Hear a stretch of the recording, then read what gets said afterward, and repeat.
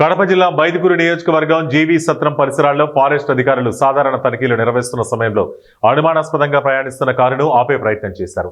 అయితే ఆ కారు ఆగకుండా వేగంగా వెళ్లిపోయింది. దీంతో ఫారెస్ట్ సిబ్బంది వెంటపడగా గోపిరెడ్డిపల్లి వద్ద కారు ఆగింది. కారు ఆగిన వెంటనే ఇద్దరు వ్యక్తులు అక్కడి పొలాల్లోకి పరుగులు తీశారు. ఈ క్రమంలో ఇప్పటికే 4 ఎర్రచందనం అక్రమ రవాణా కేసులో ముద్దాయిగా ఉన్న నాగేంద్ర అనే వ్యక్తి పరారయ్యే క్రమంలో కింద పడిపోవడంతో కాలు విరిగింది. ఫారెస్ట్ సిబ్బంది అతన్ని వెంటనే ప్రొద్దుటూరు ప్రభుత్వ ఆసుపత్రికి తరలించి చికిత్సకు ఏర్పాట్లు చేశారు.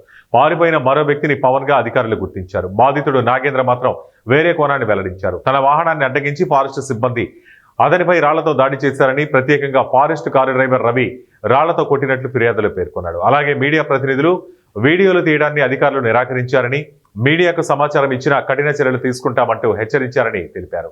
మరోవైపు ఫారెస్ట్ అధికారులు తమ వైఖరిని సమర్థించుకుంటూ స్పందించారు. నాగేంద్రపై ఇప్పటికే పలు కేసులు ఉండడంతో అతన్ని ఆపాలని ప్రయత్నించామని, వాహనం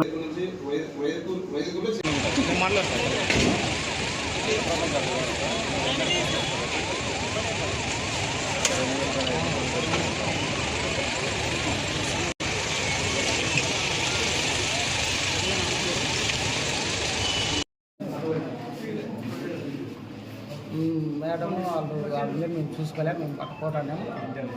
పోతాంటే వచ్చేసి మేడం సార్ వాళ్ళు ఎంటబట్టి కొంచెం స్లో చేసినాం. మళ్ళీ కొంచెం ముందుకు పోయినాం. నిలబెడతానే మాట్లాడతానే వచ్చేసి ఒక అతను రవి అని పొట్టను వచ్చారు ఉన్నాడు.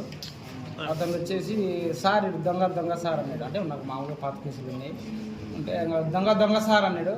అంటే నాకు కొంచెం ముందుకు పరిగెత్తింది సార్. పరిగెత్తానే ఆయన అతను రాయిత కొడతానే కొంచెం బురదలో 2 అడుగులు బెచ్చాని కొట్టిండు.